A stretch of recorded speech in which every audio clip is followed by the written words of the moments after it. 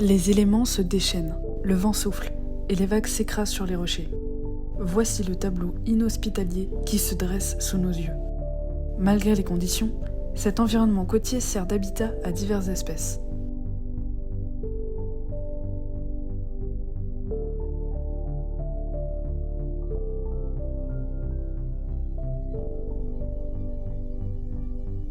Parmi toute cette faune, voici le maître des lieux, le manchot du Cap.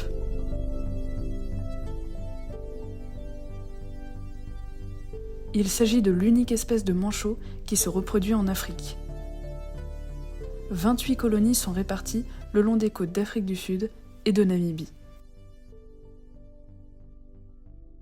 Morphologie.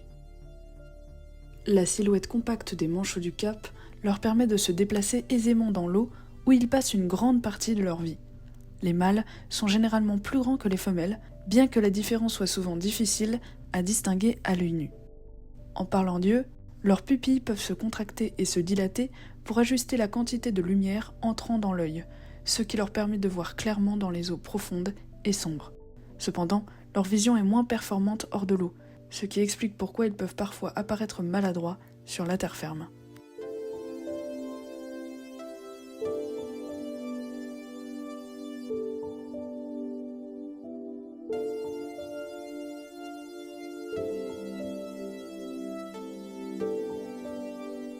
Le plumage des manchots du Cap est principalement noir sur le dos et blanc sur le ventre, une coloration qui leur offre un camouflage efficace.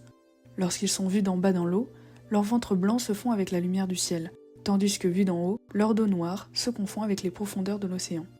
Cette adaptation, connue sous le nom de contre-illumination, est essentielle pour échapper aux prédateurs marins tels que les requins. Alimentation. Lorsqu'ils chassent, les manchots du Cap peuvent atteindre 20 km/h grâce à leurs pattes palmées. En plus de leur rapidité, ils possèdent une endurance impressionnante. Ils peuvent plonger jusqu'à 130 mètres de profondeur et rester immergés pendant plus de 2 minutes. Pour se nourrir, hormis ces caractéristiques, les manchots dépendent du courant de Benguela. C'est un courant froid qui longe la côte occidentale de l'Afrique. Il est riche en nutriments, ce qui favorise l'abondance de poissons comme les anchois et les sardines, qui constituent la base de leur alimentation.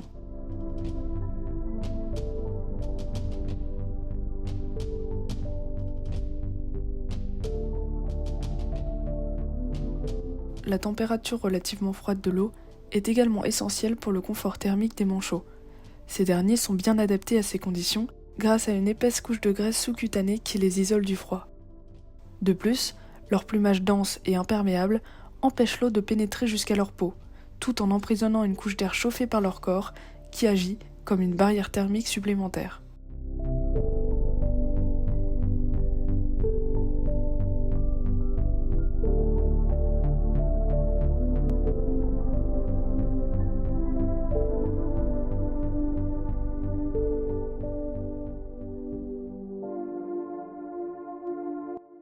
Comportement.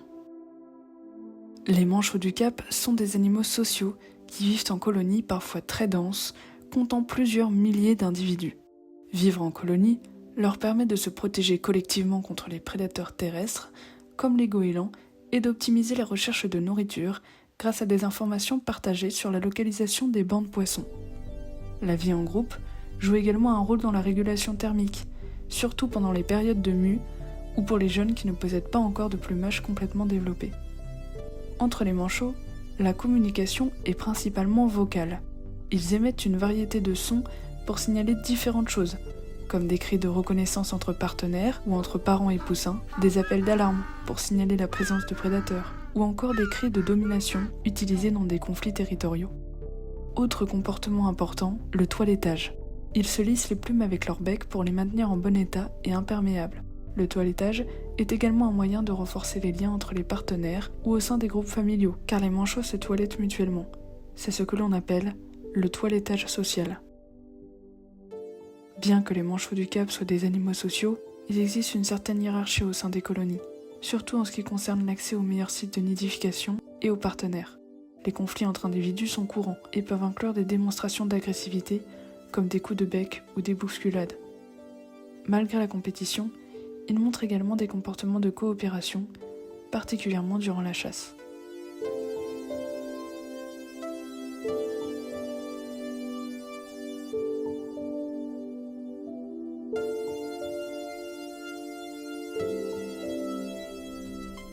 Conservation.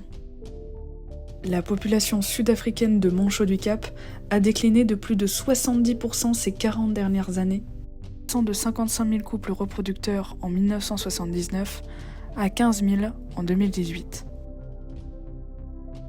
Actuellement, la population représente seulement 2% de la population historique de Manchot du Cap. En conséquence, l'espèce fut reclassée en danger d'extinction en 2010 sur la liste rouge de l'IUCN. Les efforts de conservation peinent à inverser cette tendance en raison des multiples menaces qui pèsent sur les manchots, telles que la surpêche, la pollution ou encore la prédation par des animaux introduits. Si ces conditions ne s'améliorent pas, les projections futures prévoient une extinction possible de cette espèce d'ici quelques décennies. Des mesures de conservation intensifiées sont cruciales pour espérer stabiliser ou éventuellement augmenter leur population.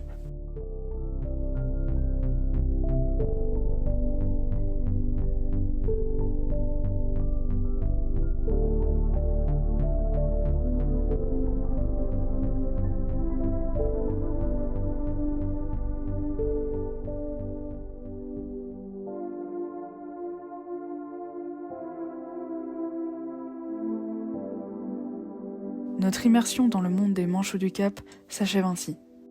Je vous donne rendez-vous dans la prochaine vidéo, car rappelez-vous, une passion, ça se partage.